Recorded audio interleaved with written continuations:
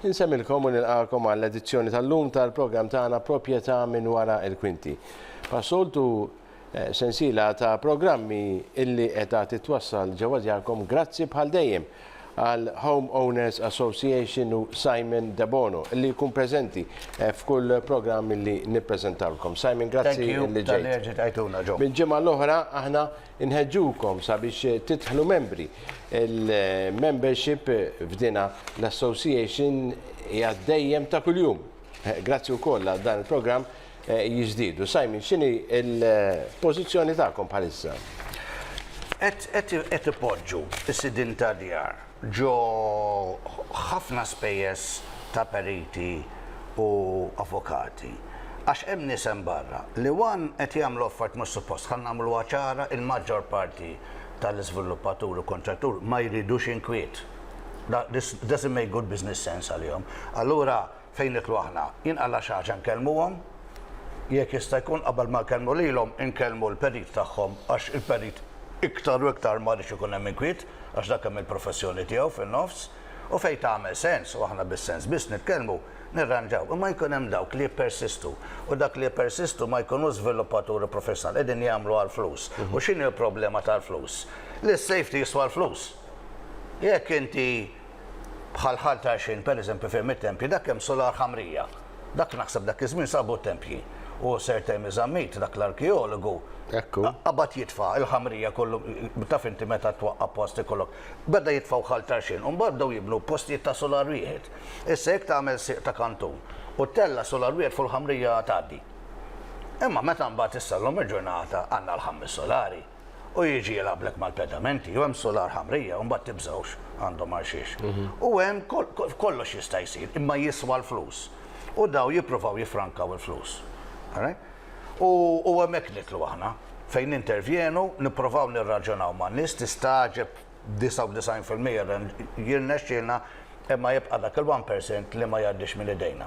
U hemmhekk il-periklu fejn hemm nies li mhux professjonisti, nies li m'għandhomx il-budget, olow il-bini, il-kost tal-bini minn qabel il-Covid sissa ola 120% sa 100%. U jiena rajt quantity surveys ta' qabel u rajt da mhux qed nivvintaw u ħdimta bil-calculator bej 120% u 150%. Allura x'qegħdin ngħidu? Dawk in-nies li jkollhom bżonn l-assistenza ċemplunna l-ewwel darba ntukom parri b'xejn. Number 79446688 jobgħatulna homeownersmalta@gmail.com minħabba li ħafna xogħolna jkun barra qed ngħinu n-nies. Jew magħhom on-site post perikolus jew qed insuqu, aħna ma nistgħux nirrispondu, nsibu miskol nċemplulkom lura. Għattini parir mbagħad nixtiequ l-issiru membership huwa b'xejn l-istess kum ma tridu tagħmlu tibgħatu email homeownersmalta@gmail.com, ID card mobile indirizz u fi żmien jumejn tliet nibgħatulkom il-card. Grazzi Simon ta' dik l-introduzzjoni u sa nieqfu issa għal ftit reklami lura hawnhekk biex niddiskutu diversi temi. Lura hawnhekk issa għal dina il-parti tal-programm tagħna Propjeta minn wara il-Kwinti, sensiela ta' programmi li jaslu ġewwa djarkom ta' kuljum mit-tnejn sal-ġimgħa fis-7:09 ta' filgħodu u fit-8:09 ta' filgħaxija. Għandna bidla fil-trasmissjoni tal-programm fit-tmiem il-ġimgħa. Minn flok fid-9:09 ta' filgħodu li kien ixxandar għal dawn ix-xhur illi għaddew issa mill-iskeda tas-sajf biss dan il-programm se jibda jixxandar filgħodu fil-11 ta' filgħodu u il-programm tas-6 ta' filgħaxija jibqa' għaddej normali. Fil-weekends. Fit-tmiem il-ġimgħa. Tajjeb. Simon, naturalment il-programm tagħna jikkonċentra wkoll anke f'dak kollu li qed jiġri bħalissa. Kellna wkoll din l-emenda tal-abort, il-programm li għadda kważi dedikajnieh kollu kemmu għal din l-emenda. Issa hemm dawna il-pro-choice doctors li illonċjaw dana il-helpline għal daw kollha li jixtiequ aktar informazzjoni u għajnuna wara kollox. Aktar informazzjoni fuq l-abort. Mela. Father Joe Borch u Tony Borch, Borch u Borch. Ma nafx qed jiġux minn xulxin. Dawn nies li jifhmu ħafna dawn. U qed jgħidulna tħallix min jitħaq bikom jgħidu lil-Edwin Vassallo, right? Qed jgħidu li dawn nies ma jifhmux li qegħdin ġo grupp ta' xi 89,000. Right? qed jgħidu li da daħlu l-abort biex u l-bib. U jgħidda mhux veru rebħet il-ħajja. U jgħidu għodu attent minn li tisimgħu għax a little knowledge is a dangerous thing jgħidu l-affar. Intom ċwieċ, barka ċwieċ. Jien nifhem, mhux jien ta' Father Joe Borch. U isma' minnu. All right. Minn ta' ċuċ lil, mbagħad nara. U x'ġara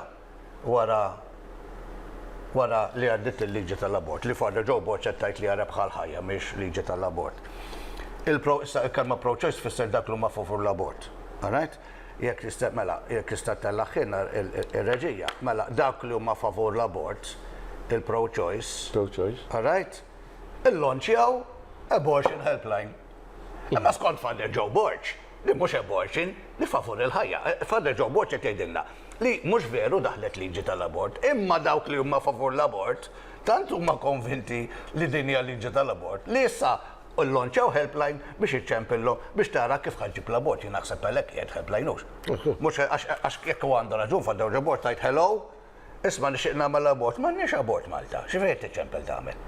Imma dak mhux hekk qegħdin jgħidu, qegħdin jgħidu ma tieħor. Mela taċċuċ lien Father Borch jidher li l-affarijiet mhumiex kif qed tgħid inti. Imma u li kien xokkanti, jiena xokkajt ruħi, għax skont Father Joe Borch da mhux suppost isiru Malta, it-Times, l-Independent, il-Malta Today, il-Love in Malta u xi ħadd ieħor kien hemm ħamsa rajthom jien, kollha ġabuha di. Bl-ismijiet li huma Isabel Stabile u nagħti li bsajla waħda tobba l-oħra kienet tgħallem xi ħaġa fuq ma nafx fuq l-università. Rajt ma għandhom x'jaqsmu ma l-abort daw. U ta' it-telefon number u ta' l-emails tagħhom ukoll. Iġi dan l-gazzetti li qed niffinanzjawhom aħna qed jirriklamaw il-kliniks tal-abort għax dak għandek bżonn għajnuna għandhom ħatmu u jgħidulek kif għandek tgħaddi kif għandek tagħmel.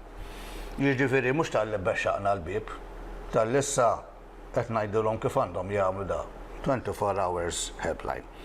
U qed jgħid ċar li daw iż-żewġ tobba ħanqara bl-Ingliż għax bl-Ingliż miktuba. Who are both vocal pro-choice campaigners favur l-abort with activist group Doctors for Choice tobba għal-abort. All right? Jiġifieri ma nistax nifhem aħna kif m'għandniex abort u wassalna l-helplines biex jgħidulek kif iġġib l-abort, mela xi ħadd qed jikdeb. Issa jew qed jikdeb it-Times, il-Malta Independent, il-Malta Today u l-Love in Malta kollha għax li jeżaġeraw jew iġġebduha jew imajnuha nifhimha għax tiġri. Imma kollha issa din jikbu. Jikbu. Daw people li huma Alla, a little knowledge daw għandhom a little knowledge daw. These are a dangerous thing, jiġifieri jew qed jgħidu l-verità l-gazzetti. U jekk qed jgħidu l-verità l-gazzetti bella verżjoni ta' Father Borch x'inhi. U bat kulħadd jaf isaqsi d-domandi u naħseb hekk kelli xi ngħid fuq għadihux. Ekku. Eżatt. Sajmin, ndawru ftit issa anke il-suġġett. L-espressjoni artistika f'Malta. Kenna diversi stejjer dal-aħħar dwar anke kawżi l-qorti kontra persuni fil-qasam tal-arti. Xi tajt il-Malta Independent dwar dan? Mela dija ixu ta' hate speech, da' vintaw il-kelma hate speech, xi tfisser? Da' huwa tipa ta' libel. Libel qabel li kellek l-warajat kriminali, bħal kwalunkwe rejat kriminali, trid tipprova li inti kellek l-intenzjoni biex timmalla famaħ. Issa, di dawruha perversion di Malta qed issir biex ġabuha li xi ħadd jieħu għalih. Issa Malta għandna 450,000, dal-aħħar fetaħ kawża xi ħadd li jaħdem ma' Marjim Dalli ġoli jiġri anke nies barra milli issa jista' jieħdu għalihom. U għandna xi 400,000 barra qed jaħdmu Malta wkoll skont dak li nikru 400,000 jidher bej 400,000 plus 450,000 Malti Malta bejn 800 u 900 mhux ħaniġu qegħdin. Għalhekk qed jisbroffa d-dranaġġ kullum kienet ikun tuħta dawl x'ma nistgħux inlaħqu. Mela x'inhi l-problema? Li wan jien ma jinteressanix mill-opinjoni ta' ħadd ieħor. Tu ma jinteressanix li ħajwaħal imma lejn nista' nagħti inqis l-opinjoni ta' 800,000 bniedem, mhux ċuċata di. U issa tinsiru selettivi. Għaliex? Għax dak kien hemm wieħed ġurnalista minn daw għandu xi ħaġa fuq il-Facebook. U qal dak ta' Father Gordon Manche, da huwa pester ta' xi għaqda nisranija Christian. Qal naqbduhom kollha daw, nitfawhom buġibba u nisploduhom. Carpet bombing. Jien kieku kont ta' Rivers of Love, jew kieku kont pastor, jew kieku kont ċittadin ta' buġibba, jiena naħseb kont nieħolija xi jitfgħu l-bombi fuq buġibba. Għax hemm mhux jitfgħu l-bombi fuq ir-raħal ta' da, u naraw x'jiġri. Alright? U da mar għand il-pulizija rapport, u sewwa għamel, għax di teddida l-ħajja. Għadna ma madux kam splodaw il-Defnikar għana Galizja, ħanqodu nippermettu l-nis jgħidu li nħammu nisplodik, xaffarijiet daw. U da marru jibku għand il-Ministru, u da l-bravo li affiġa, għax di taffiġa, di kull ma trid wieħed jiftaħ kawża kostituzzjonali, il-leġġe ed gwale għat tutti. Kulħadd ikwil fil-liġi, ma lek ħan nagħmel xi ħaġa li inti jekk tieħolik tista' tfittixni, mela qed tapplika l kulħadd. Gordon Manche ħalih li ħajabdu il-fidili kollha tiegħu ħajtfgħuhom buġibba u ħajisploduhom u kieku jien għalija niġi minn buġibba ngħid nittemmennu da biex jista' jgħid u bejnietna rajta. U qatt nisma' di hate speech u qatt terġa' tajta. U baqa' għaddej. Għax din l-arroganza, imma jek nistat jgħidu, aħna special, jista' jġibha jekk jogħġbok il-reġija, aħna special aħna mhux bħal dak il-ċwieċ, il-maħmuġin, il-ħamalli, il-baxxi, aħna special. Aħna rridu, nistgħu noffendukom u l-liġi li ridna aħna stess tal-hate speech ma tapplikax għalina. Għax dawk ħamalli u aħna Pepe. U ma jistax ikun li l-ħamalli jfittxu l-Pepe. Ma tarax. U di kiteb artiklu, insomma fuqha Simon Merċija, morru fi ġox m'għandniex biżżejjed ħin, u spjega fid-dettall kbir iċ-ċuċata li qegħdin jagħmlu di mhijiex sostenibbli legalment, da qegħdin jiġu. Daw avukati li qed jibda jkolli dubju jekk għamlux il-kors tal-liġi jew xi ħadd għaddihom. Għax jien hekk nibda ngħid, imma dan ma kontux titgħallmuhom l-università li hemm ċertu prinċipji fil-liġi li huma universali. Alright? U għad jgħamlu da' u nibdu għaw u nibdu l-em, issa noddu nofqu l-flus, tamlu kawza kostituzzjonali, u noddu nirreversjaw il-leġit, un baċi ġi gvern, u għatta penik sħiħ, bħal mamlu fdi tal-abort, u nbidlu koma law u fustu plem u tidħol il-knisa t-tibek jom, u jiġi għadar fajn father boards, kemmu kol ħadċwiċu ma jifam xej, u jikteb Tonio Borċ isma ma tofuq xiex titkelmu. Imma dawn mhux prinċipji legali, liġijiet id miktubin tal-imot. L-ewwel prinċipju, il-liġi hija l-istess għal kulħadd, ma jistax ikun hemm liġi għall-allat u liġi għal xejdulhom daw għall-annimali. Ekku. U aħna qed inħossna naqra annimal bħalissa. Grazzi Simon, ħan konkludu l-parti tal-programm tagħna. Ftit momenti ta' reklami lura hawnhekk għall-aħħar parti tal-programm Propjeta minn wara. Lura hawnhekk issa għal din għall-parti tal-programm tagħna Propjeta minn wara il-Kwinti. Parti li se niftuha dwar dak illi qalet il-deputat nazzjonalista Claudette Buttigieg fil-Parlament. Simon, x'qalet eżattament Claudette fil-Parlament? Mela, Claudette semmit mal-ewwel daqqet li alarm ESG. Dak ESG x'inhu? Għax aħna nibdew nużaw kliem diffiċli biex aħna l-annimali, l-ħamalli ma nifhmux u tgħaddi dim il-Parlament hekk. Imma jiena l-iskola għall-muni naqra. Allura qbadtu naqra x'inhi l-ESG.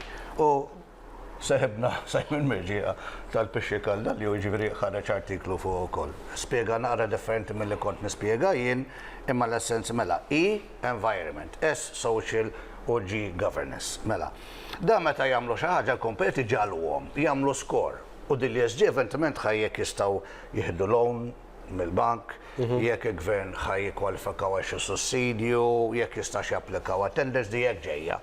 U nafu ċar li ġek, jgħidu kemm jinnegaw dijek ġejja. Allura, ikolli grupp, splinter group, mux ħolqot insemmi daw li jihdu għal-jom. Ħan nieħdu splinter group dawk li jħobbu l-pjanti, ha? U daw jiġu, u jikonvinċu xaħat jekk jabdu mill-parlament bħalma kien hemm ta' Robert Kotajja, joħorġu bil. U il-web tal-oppożizzjoni jaċċetta mara ma jkun ra, tidħol, Mbagħad ikun hemm maġġoranza ta' gvernu tgħaddija. U jgħid bil-fors kull dak fejn jkollok uffiċċju qed ikollok nofs pjanti bix-show cactus u nofs pjanti bil-fjuri.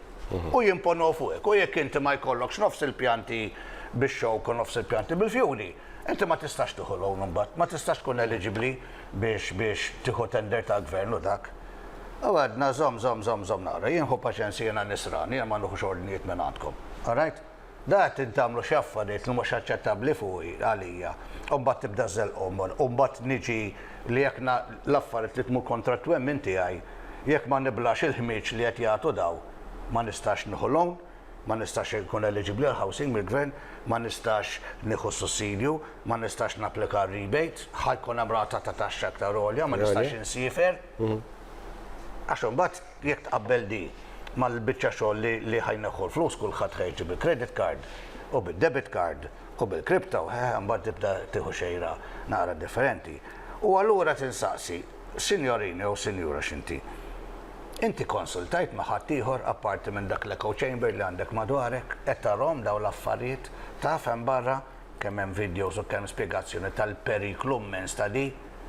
Aħna mhux freedom of association, freedom of thought, freedom of speech. Kif tiġi timponi fuqi li hemm bil-forsi naqbel miegħek? Ma nix naqbel miegħek. Jien di ċertu nies naqbel magħhom u ċertu nies li ma naqbilx magħhom u nies li ma naqbilx magħhom. Ma nix ħan nobgħodhom, ma nix ħan offendihom, sempliċement ma naqblux.